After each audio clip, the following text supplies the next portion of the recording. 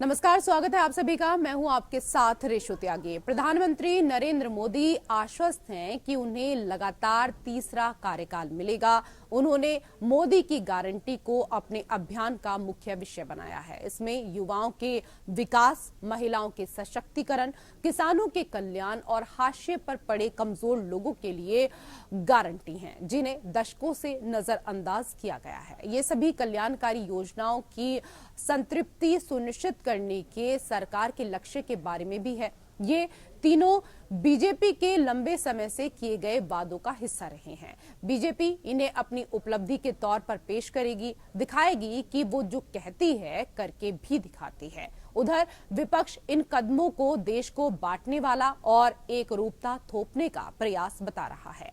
22 जनवरी को अयोध्या में राम मंदिर के प्राण प्रतिष्ठा समारोह में बीजेपी ने सदियों पुराने सपने को साकार करने का श्रेय प्रधानमंत्री नरेंद्र मोदी को दिया। बीजेपी इस मुद्दे को अब चुनाव में भुनाएगी। विश्लेषकों का मानना है कि बीजेपी को कम से कम 370 सीटें मिलने का ज्यादातर भरोसा इसी राम मंदिर लहर से पैदा हुआ है। कांग्रेस ने इस समारोह में हिस्सा नहीं लिया। बीजेपी ये भी दिखाएगी कि कांग्रेस श्री राम की विरोधी है। कांग्रेस ने लोकसभा चुनाव के लिए अपना घोषणा पत्र तैयार कर लिया है और जल्द ही इसे लोगों के बीच पेश किया जा सकता है। ये घोषणा पत्र 5 न्याय और 25 गारंटी पर आधारित होगा। पार्टी का कहना है कि यह उसके लिए न्याय पत्र है, जिसे वो घर घर गारंटी के मंत्र के साथ देश के हर मतदाता तक पहुंचाने का प्रयास करेगी। कांग्रेस कार्य समिति ने इस घोषणा पत्र के मसौदे पर 3.5 घंटे की चर्चा के बाद पार्टी अध्यक्ष मल्लिकार्जुन खड़गे को इसे मंजूर करने और जारी करने की तिथि निर्धारित करने के लिए अधिकृत किया। कांग्रेस घोषणा पत्र में जिन 5 न्याय और 25 गारंटी का प्रमुख रूप से जिक्र करेगी, उनकी घोषणा भारत जोड़ो न्याय यात्रा के दौरान की गई। कांग्रेस के पूर्व अध्यक्ष राहुल गांधी ने सोशल मीडिया पर पोस्ट किया, आज कांग्रेस कार्य समिति की बैठक में हमारे 5 न्याय और 25 गारंटियों समेत पार्टी के घोषणा पत्र पर गहन चर्चा हुई। भारत जोड़ो यात्रा और भारत जोड़ो न्याय यात्रा के माध्यम से हम लगातार गांव-गांव, गली-गली लोगों के बीच गए और देश की आवाज सुनी। हमने लोगों के साथ हो रहे अन्याय और उनके जीवन के संघर्षों को करीब से जाना और समझा। उन्होंने कहा, इसलिए हमारा घोषणा पत्र और गारंटी महज दस्तावेज नहीं, करोड़ों देशवासियों के साथ हुए संवाद से निकला रोड मैप है, जो रोजगार क्रांति और अधिकारपूर्ण भागीदारी के माध्यम से हर वर्ग का जीवन बदलने जा रहा है। कांग्रेस के पूर्व अध्यक्ष राहुल गांधी ने एक्स पर पोस्ट किया, आज कांग्रेस कार्य समिति की बैठक में हमारे 5 न्याय और 25 गारंटियों समेत पार्टी के घोषणा पत्र पर गहन चर्चा हुई है। भारत जोड़ो यात्रा और भारत जोड़ो न्याय यात्रा के माध्यम से हम लगातार गांव-गांव, गली-गली लोगों के बीच गए और देश की आवाज को सुना।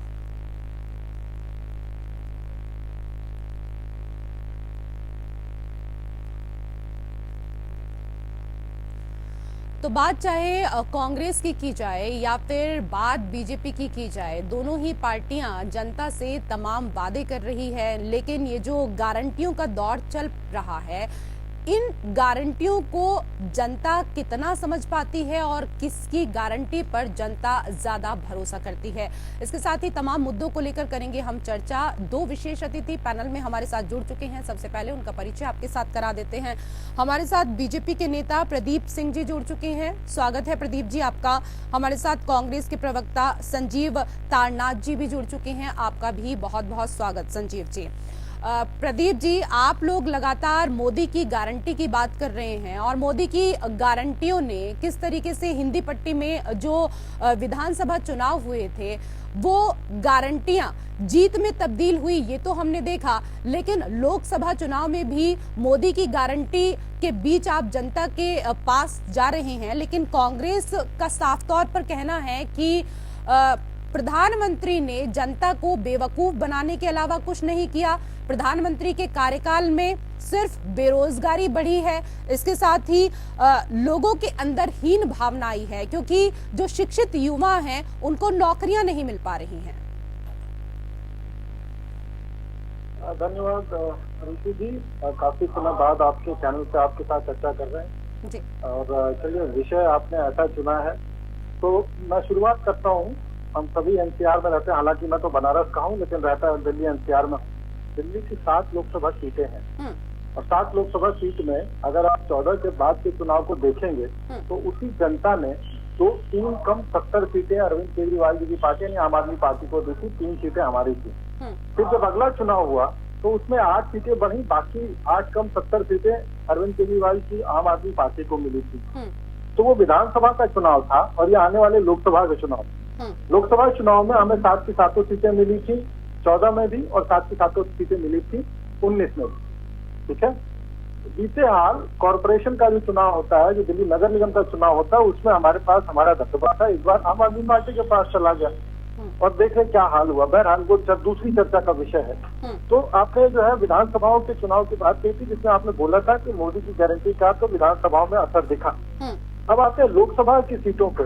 अगर जब क्षेत्र बड़ा होता है, विस्तृत होता है, और हमारी योजनाएं 3-4 योजनाओं का नाम लूंगा, छोटी छोटी, हर घर जल, किसान को जो है किसान सम्मान निधि, उज्ज्वला योजना और बिजली, हर घर बिजली, जो बेसिक नीड्स हैं, ये केवल योजनाएं ही नहीं चली, इनको धरातल में उतारा गया। ये उतरी धरातल में।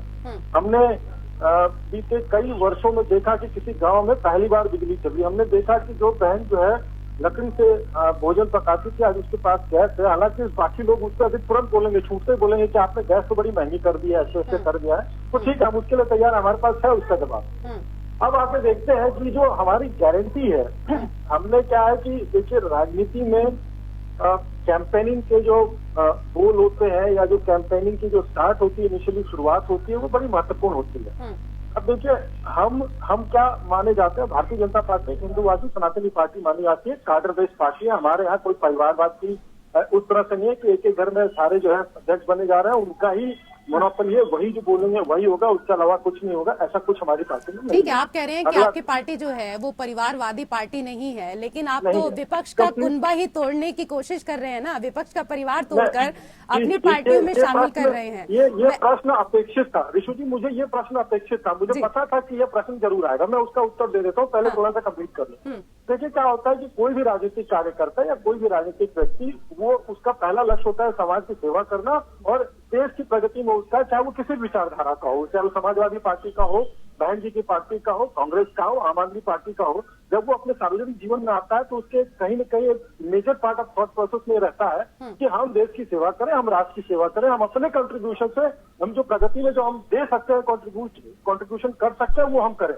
अब होता है एक नेतृत्व होता है, उसके नेतृत्व में जब परेशानी होती है, पार्टियां हारती जीतती नेतृत्व और जनता के समर्थन से। मतलब कुल मिलाकर आपका कहना है कि कांग्रेस के नेतृत्व में कहीं ना कहीं कमी है और यही कारण है कि लगातार कांग्रेस को हार का मुंह देखना पड़ रहा है। इस पर प्रतिक्रिया ले लेती हूँ, संजीव जी। हाँ जी, देखिए, पहले तो मैं प्रदीप सिंह जी की बातों का जवाब दे दूं। प्रदीप सिंह जी ने बात करी दिल्ली की। इन्होंने कहा कि दिल्ली में 2024 के अंदर जिस समय लोकसभा चुनाव हुए थे और 2019 के अंदर जब लोकसभा चुनाव हुए तो दिल्ली की जनता ने इनको 7 की 7 सीटें दी।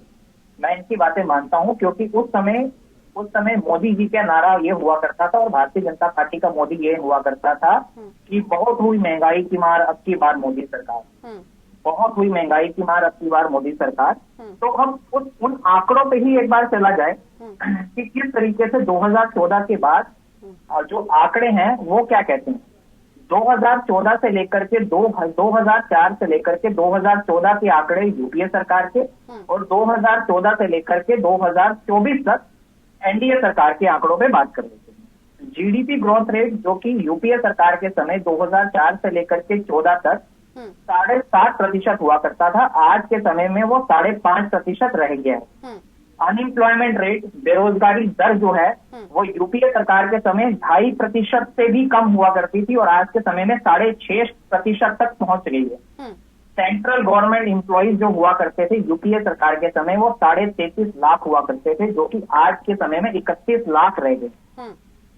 और जो डेप्थ टू जीडीपी रेशो था वो यूपीए सरकार के समय 52% हुआ करता था, जो आज के समय में 58% हो चुका है। ठीक है, आप अपनी सरकार और बीजेपी की यहाँ पर तुलना कर रहे हैं और इन्हीं मुद्दों को लेकर जाहिर सी बात है कि आप लोकसभा चुनाव के भीतर भी जाएंगे, लेकिन बीजेपी तो कह रही है कि जो हमारी अर्थव्यवस्था है वो तेजी से बढ़ती जा रही है और हमने देश को विश्व की टॉप 5 अर्थव्यवस्था में शामिल कर दिया है और जल्द ही तीसरे नंबर पर भी हम आ जाएंगे। मैं उसी की आपको बात बताता हूँ। 2004 से लेकर के 14 तक, अगर थोड़ा बहुत प्रदीप जी अगर इकोनॉमिक्स का ज्ञान रखते होंगे तो ये भी मेरी इस बात से इत्तेफाक रखेंगे। 2004 से लेकर के 2014 तक हमारी देश की जो अर्थव्यवस्था की प्रोग्रेस करने की जो रेशो था वो बहुत ज्यादा था, और बाकी जो कंट्रीज है जिनको हमने पछाड़ा है या उनको पीछे किया है, उनकी अर्थव्यवस्था बड़ी नहीं, रुक गई वहां पर। तो जो कार्य 2004 से लेकर के 2014 के बीच में किए गए, उनकी ही वजह से आज अगर हम तीसरी भारत सबसे बड़ी अर्थव्यवस्था बनने की तरफ अग्रसर हैं और बन चुके हैं, तो वो 2004 से लेकर के 14 तक जो यूपीए सरकार ने कामकाज किया था, डॉक्टर मनमोहन सिंह की सरकार थी, जो उन्होंने फैसले लिए, उसकी वजह से ही यहाँ पर पहुंचे हैं। अच्छा ठीक है, मैं इस पर जरा जवाब ले लेती हूँ। तीसरी अर्थव्यवस्था बनने जा रहे हैं प्रदीप जी, लेकिन जो इसका क्रेडिट है प्रधानमंत्री नरेंद्र मोदी लेना चाहते हैं, लेकिन ये तो कह रहे हैं कि ये सब कुछ जो हुआ है मनमोहन सरकार में, जो इतने कार्य हुए, इस वजह से तीसरी अर्थव्यवस्था भारत बनने जा रहा है, क्रेडिट मनमोहन जी को मिलना चाहिए।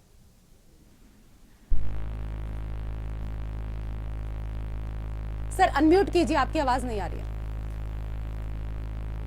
क्षमा चाहूंगा। अटल जी की सरकार जब 2004 में गई थी तो हम अपनी अर्थव्यवस्था को 12वें स्थान पे छोड़े, 12वें स्थान पे। जब विश्व प्रसिद्ध अर्थशास्त्री सरदार मनमोहन सिंह जी आए, उसके अपने 10 वर्षीय कार्यकाल में केवल 2 पायदान नीचे लेके आए, 12वीं से 10वीं तक। और बीते 10 वर्षों में मोदी जी के नेतृत्व में हम 10वीं से लेकर के टॉप की 4 अर्थव्यवस्थाओं में आ गए। तो ये अपने आप में द्योतक है। कांग्रेस के मित्र ने डेटा पढ़ाया, मुझे लगता है काफी पढ़े लिखे और समझदार व्यक्ति हैं, पहली बार इनसे मुलाकात हो रही है, अन्यथा बाकी लोग तो आते हैं चिल्लाते ही चले जाते हैं, तो उनसे कम है, झूठा पिटा पुराना रिकॉर्ड बनाते हैं। इनके डेटा के लिए मैं इनका साधुवाद करता हूँ, कम से कम पढ़े लिखे हैं और पढ़ के आए। तो बीते 10 वर्षों में 12 से 10 आप ले आए और हम 10 से उसको ले आकर के टॉप 4 अर्थव्यवस्थाओं में ला दिए। हमारा अगले 5 वर्षों में हमारा लक्ष्य है कि हम उसको तीसरी और दूसरी अर्थव्यवस्था बना के रखें। तो देखिए क्या होता है कि राजनीतिक पृष्ठभूमि में जब आप विरोध करते हैं, देखिए क्या है कि अगर मैं अपने प्रधानमंत्री जी की बात कहूँ तो इनकी शुरू हुई मनरेगा अभी तक व्यवस्था चल रही है। हिम्मत चाहिए पिछली सरकारों की तारीफ करने के लिए। आज उन्हीं सारे सिस्टम्स को लेकर के जहाँ पे ये डर जाते थे, जहाँ पे ये पीछे रह जाते थे, इनके उस समय के वित्त मंत्री पी चिदम्बरम ने कहा कि हम कितनी तेजी तक पहुंच पाएंगे, ये क्यूआर कोड वाली जब बात आई थी 2006 में, तो इन्होंने हिम्मत ही नहीं की, वो प्रयास ही नहीं किया। नेतृत्व जब हिम्मत करता है तो चीजें इंप्लीमेंट होती है, सरकार पूरी मशीनरी आपके साथ है। आज देखिए कि आज हमने जो है, कभी आप ऋषु जी कभी किसी से पूछा जाए जो 2008-10 से पहले विदेश यात्रा किया हो तो उसे वीजा और मास्टर कार्ड की गुलामी करनी पड़ती थी। आज हमारा रुपे कार्ड इंटरनेशनल चल रहा है, हमें उतना भारी उस पर ट्रांजैक्शन का वो नहीं देना पड़ता है। ये चूंकि सरकारी व्यवस्था है इसलिए तो प्रॉफिट का मोटिव कम, पब्लिक वेलफेयर ज्यादा है, इस कारण से आज हमें जो है परेशानी नहीं होती है। तो अगर इस तरह से मैं गिनाने बैठूं तो कार्यक्रम का समय कम पड़ जाएगा, लेकिन अगर इतनी सूक्ष्मता से देखा जाए तो आज भारतीय रुपए की स्वीकार्यता किन किन देशों में बढ़ गई, हमें ये भी देखना होगा। संजीव जी, देखिए प्रदीप जी ने तो उपलब्धियां गिनाई कि इस दौरान मोदी कार्यकाल में देश के लिए, जनता के लिए उन्होंने क्या कुछ किया है, लेकिन आप लोग जब जनता के बीच जाएंगे तो कौन कौन सी ऐसी चीजें हैं जिनको लेकर इस बार आप जनता के बीच जाने वाले हैं? क्योंकि एक तरफ जहां मोदी की गारंटियों को लेकर बीजेपी जनता के पास जाने वाली है, राहुल गांधी ने भी न्याय यात्रा निकाली और आप भी न्याय गारंटी लेकर जनता के बीच जाएंगे, कौन कौन से मुद्दे उसमें शामिल होंगे? राहुल गांधी जी ने भारत जोड़ो न्याय यात्रा के दौरान 25 गारंटियों का जिक्र किया था, जिसमें 5 अलग अलग वर्गों का जिक्र किया गया था। इसमें पहली बात की गई थी हिस्सेदारी न्याय की, दूसरी बात की गई युवा न्याय की, तीसरी बात की गई किसानों के साथ न्याय की, चौथी बात की गई न्यायिक नारी शक्ति के साथ न्याय की, और चौथी बात की गई शारीरिक न्याय की, जो हमारे मजदूर भाई बहन है उनके साथ क्या क्या होगा। देखिए, पहले तो अगर हम बात करें युवा न्याय की, तो प्रदीप जी भी इस बात से इत्तेफाक रखते होंगे कि इस समय भारत देश के अंदर बेरोजगारी का जो स्तर है वो काफी हद तक बढ़ चुका है। ठीक है, पेपर लीक के मामले आए दिन निकल करके सामने आते हैं, चाहे वो उत्तर प्रदेश से, अगर अभी आप देखें जो पुलिस का मामला था, उत्तर प्रदेश की पुलिस का, जिस तरीके से पेपर लीक हुआ और उसके बाद मुख्यमंत्री जी ने आकर के बोला कि 6 महीने के अंदर अंदर पेपर दोबारा से कराया जाएगा। युवा बेरोजगार हैं। उसके बाद अगर आप देखें तो जिस तरीके से आर्मी के अंदर 4.5 साल के अंदर अग्निवीर योजना लाई गई, तो वो किसी ना किसी तरीके से युवाओं की जो नीड है उसको कैप्चर नहीं कर पा रहे। तो हमारी युवाओं के लिए जो गारंटी है, पहली तो ये है कि पेपर लीक से मुक्ति होगी, पेपर लीक नहीं होगा। दूसरी चीज, युवा रोशनी की, जो भी युवा अपना कोई भी एंटरप्रेन्योरशिप करना चाहते हैं उनको 5,000 करोड़ तक का एक फंड बनाया जाएगा, जिससे उनको लोन प्रोवाइड किया जाएगा। दूसरी बात, जितने भी युवा लोग हैं उनको वोकेशनल ट्रेनिंग दे करके उनको नौकरियां उपलब्ध कराई जाएंगी। तो ये तो अभी भी देश में चल रहा है ना। एमएसएमई किस लिए है सर? एमएसएमई इसीलिए है ना, अगर कोई अपना उद्योग करना चाहता है तो वो कर सकता है, और उसके लिए सरकार उनको... अगर ये इतना आसान होता तो देश के अंदर बेरोजगारी जो दर है वो इतनी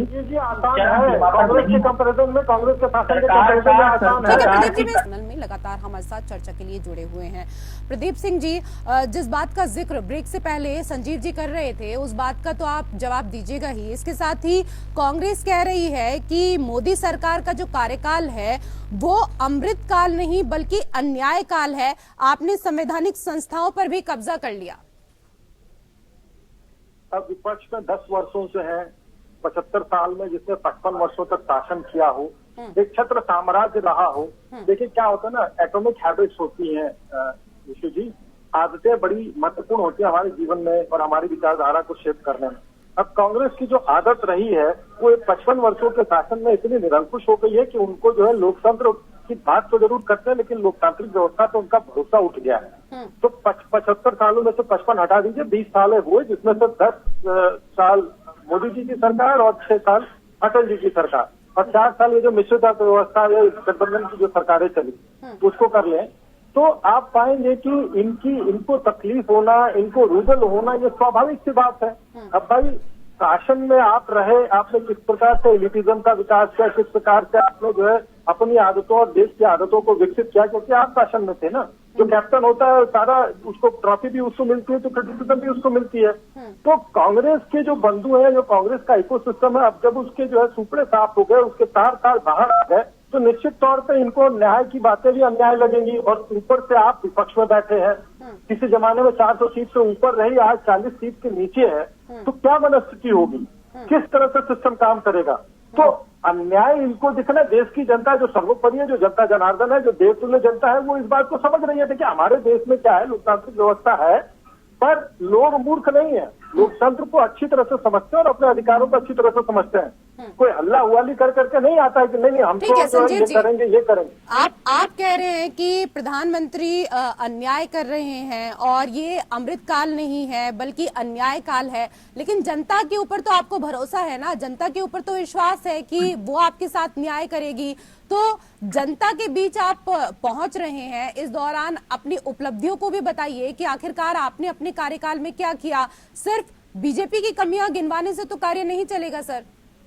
देखिए ऋषु जी, हम भारतीय जनता की विपक्ष का काम होता है, विपक्ष का काम ये होता है कि जो सत्ताधारी पार्टी है वो अगर कोई गलत फैसला लेती है और अगर उनके कुछ फैसलों की वजह से अगर देश के अंदर अन्याय व्यवस्था बरकरार नहीं रह पाती, या जो अलग अलग वर्ग है अगर उनका अगर कुछ रोष होता है, तो विपक्ष जो है वो सरकार को संसद के अंदर उन बातों से अवगत कराता है।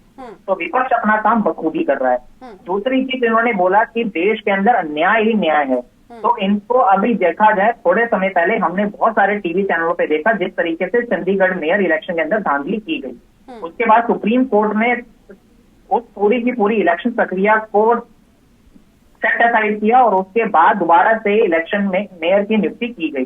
दूसरी चीज अगर आप देखेंगे, अभी ये रिसेंट इसका ही मामला है इलेक्टोरल बॉन्ड का, जिस तरीके से स्टेट बैंक ऑफ इंडिया जो है वो कंप्लीट इंफॉर्मेशन देने के लिए बार बार एप्लीकेशन लगा रहा है, बार बार कोर्ट के अंदर समय मांग रहा है। तो ये ये इनकी न्याय व्यवस्था को दिखाता है कि किस तरीके का न्याय करना चाहते हैं। और दूसरी बात ये बोलते हैं कि जी देश के अंदर सब कुछ ठीक है। तो मैं इनसे पूछना चाहता हूं कि मणिपुर के जो एक बॉक्सर हैं, उन्होंने अभी थोड़े दिन पहले अपना जब उन्होंने मैच जीता तो उन्होंने ये रिक्वेस्ट करी प्रधानमंत्री नरेंद्र मोदी जी से कि नरेंद्र मोदी जी हमारे देश के एक बार मणिपुर में आए, क्योंकि मणिपुर जल रहा है, मणिपुर में आए दिन दंगे हो रहे हैं। अब तो मणिपुर की खबर आना तक बंद हो गई है। तो ये देखिए कि किस तरीके से मीडिया के ऊपर इनका कंट्रोल है कि मीडिया भी सिर्फ इनकी अच्छी बातें गिनाने की बजाय कोई और बात ही नहीं करना चाहता। मीडिया पर किसी का कोई कंट्रोल नहीं है। इस तरह की बातें तो आप करने से रहने दीजिए, क्योंकि आप लोगों के पास जब तथ्य नहीं होते हैं तो बस आप पूरा ठीक मैंने आपको तथ्य ही गिनाए। मीडिया के ऊपर मुझे बात का जवाब दीजिए। एक समय पे सिलेंडर 400 रुपए का हुआ करता था, आज की डेट में सिलेंडर 1100 रुपए का हुआ। आपने महंगाई को लेकर के बात करी, पूरी डिबेट के अंदर आपने बोला कि आप अपनी अपनी उपलब्धियां गिनाइए। तो विपक्ष का काम भी यही है। और मेरे हिसाब से जो कार्य आप कर रहे हैं ना सर, विपक्ष का कार्य करिए। और विपक्ष में बैठने के लिए भी तो आपको ज्यादा से ज्यादा सीटें हासिल करनी होंगी ना। उस पर आप सोचिए कि आप विपक्ष में भी बने रहे, विपक्ष में भी बने रहे। अगर देखिए ना कि किस तरीके से राज्यों की बात करें, उत्तर प्रदेश में देखिए, उत्तर प्रदेश में आप पिछले चुनाव में सिर्फ एक सीट पर सर सिमट कर रह गए। वहां पर सोचिए इस बार 17 सीटें तो आपको दे दी हैं, सपा के साथ आपका गठबंधन हो गया, लेकिन ज्यादा से ज्यादा सीटें आपको निकालनी होंगी, वो भी आपके सामने चुनौती है। हमें पता है कि हमें कितनी सीटें निकालनी है, क्या करना है क्या नहीं करना। हर विपक्षी पार्टी को या सत्ताधारी पार्टी को ये पता होता है कि उनको चुनाव किस तरीके से लड़ना। मैं सिर्फ एक न्यूट्रल वे में बात कर रहा हूँ कि जो देश के सामने समस्या है उनके ऊपर न्यूट्रल वे में सवाल जवाब किए जाने चाहिए और उन सवाल जवाबों से डरना नहीं चाहिए। मैंने ये आपके ऊपर एलिगेशन नहीं लगाया, बट बहुत सारे मीडिया चैनल्स हैं जो सवाल पूछने तक की हिम्मत नहीं रखते सत्ताधारी पार्टी से कि ठीक है ना सर, ये बात आप जिन मीडिया चैनल्स की कर रहे हैं वहां पर बैठकर करिए, क्योंकि यहाँ पर तो कम से कम इस तरह की बातें मत करिए। क्योंकि जितना हम राहुल गांधी की भारत जोड़ो यात्रा, इसके साथ ही न्याय यात्रा को दिखाते हैं, राहुल गांधी ने जो शक्ति शब्द का इस्तेमाल किया और बीजेपी ने किस तरीके से उसको तोड़ मरोड़ कर पेश किया, हमने वो भी दिखाया। तो कम से कम जहाँ पर नहीं करी ना, मैंने एपीएन न्यूज की बात करी है, मैंने सिर्फ बात करी कुछ मीडिया। लेकिन ठीक है, सबको एक कटघरे में नहीं खड़ा करना चाहिए। देखिए मैं प्रदीप जी कुछ कहना चाह रहे हैं, मैं आऊंगी सर वापस से आपके पास। जी प्रदीप जी। ऋषि जी, मुझे थोड़ी सी आपत्ति है कि देखिए राहुल गांधी जी का इतिहास सभी को पता है, उनकी समझ शक्ति को लेकर के कैसी थी। भारतीय जनता पार्टी ने हमारे यहाँ सनातन धर्म के हम धर्मावलंबी और हम मानते हैं शक्ति मात्र शक्ति से होती है। और अगर हमारी माँ, हमारी भूमि, हमारी मातृत्व, हमारी बहनों को अगर कोई इस प्रकार से प्रस्तुत करेगा तो हम उसका विरोध करेंगे। तो हमने किसी भी तथ्य को तोड़ा मरोड़ा नहीं है। उनके शब्दकोश में वाक्य कम रहेंगे। मैं राहुल गांधी जी को दोषी उतना नहीं मानता हूँ जितना उनको प्रेजेंट जो है कांग्रेस करती है। राहुल गांधी जी की आप बेसिक समझिए ना, उनके पिताजी के नाना जी प्रधानमंत्री, उनकी दादी जी प्रधानमंत्री, उनके पिताजी प्रधानमंत्री, उनको जमीन पे नीचे जाने की आवश्यकता ही क्या थी। सोने का चम्मच, लोग चांदी का चम्मच लेके बोलते हैं, वो सोने का चम्मच बल्कि उसमें हीरे जड़े हुए थे वो लेके पैदा हुए हैं। तो उनको जमीनी आदमी से फर्क ही क्या पड़ता है। दूसरी एक बात और शुरू के प्रश्न में आप कर रहे थे, ये कांग्रेस के मित्र कह रहे थे कि रोजगारों को ये अवसर नहीं मिलते। मैं वर्ष 2004-5 की बात बता रहा हूँ। प्रधानमंत्री रोजगार योजना के अंतर्गत 1 लाख रुपए मिलते थे और उसको लेने के लिए एडी चोटी एक करने के बाद है वो हालत खराब हो जाती थी, फिर भी नहीं मिलता था। आज यदि मुद्रा योजना में आपकी बैंकिंग सही है, आपके पेपर सही है, तो बैंक अधिकारी मजबूर है आपको देने के लिए। अगर नहीं देता है तो उसके लिए आपके पास रास्ते हैं, उनको फॉलो करिए। अज्ञानता में काम नहीं होता है। अगर स्टेप बाय स्टेप पता है तो सारे काम हो रहे हैं, युवाओं के काम हो रहे हैं। लेकिन अब चूंकि उन्होंने ही कहा कि विपक्ष है तो हम तो विरोध करेंगे ही करेंगे। निश्चित तौर पे लोकतांत्रिक व्यवस्था में उनका संवैधानिक अधिकार है कि वो विरोध करें, लेकिन कम से कम जो है देश की जनता को भ्रमित न करें। आप बताइए, अगर आप बाहर देखिए, छोड़ दीजिए, मुझे न्यूट्रल कर दीजिए, अगर आप किसान स्कीम खाली डाल दीजिए गूगल में, 2 पेज मिलेंगे ऐसे 25 स्कीम ऐसी हैं जो कि केवल किसानों के लिए डेडिकेटेड है। अब अगर ऑर्गेनाइज, ठीक है, देश की जनता सर ऐसे भ्रमित होने वाली नहीं है। जनता पढ़ी लिखी है, जनता समझदार है और अपना फैसला, अपना हक और अपना भला बुरा जनता बहुत अच्छे से समझती है। संक्षेप में कुछ कहना चाह रहे हैं संजीव जी, क्योंकि समय का अभाव है। मैं ये कहना चाहता हूँ, प्रदीप जी ने जिस तरीके से बात करी कि देश के किसानों के लिए उन्होंने बहुत सारी स्कीम चलाई, बहुत सारे प्रोजेक्ट चलाए, तो देश के किसान आकर के अम्बाला बॉर्डर पे प्रोटेस्ट क्यों कर रहे हैं प्रदीप जी, इस बात का जवाब दीजिए। उनकी सिर्फ एक मांग है जो भारतीय जनता पार्टी के बड़े नेताओं ने उनके सामने समक्ष की थी जिस समय किसान आंदोलन चला था। थोड़ा सा उन्हीं मामलों को लेकर के आज के सामने दोबारा खड़े हैं और जिस तरीके से हरियाणा सरकार ने उनके साथ किया वो भी पूरा देश। चलिए क्षमा चाहूंगी, मेरे पास समय का अभाव है। बहुत बहुत धन्यवाद आप दोनों मेहमानों का हमारे साथ इस चर्चा में जुड़ने के लिए। और इसी के साथ खास पेशकश में मेरे साथ फिलहाल इतना ही। नमस्कार।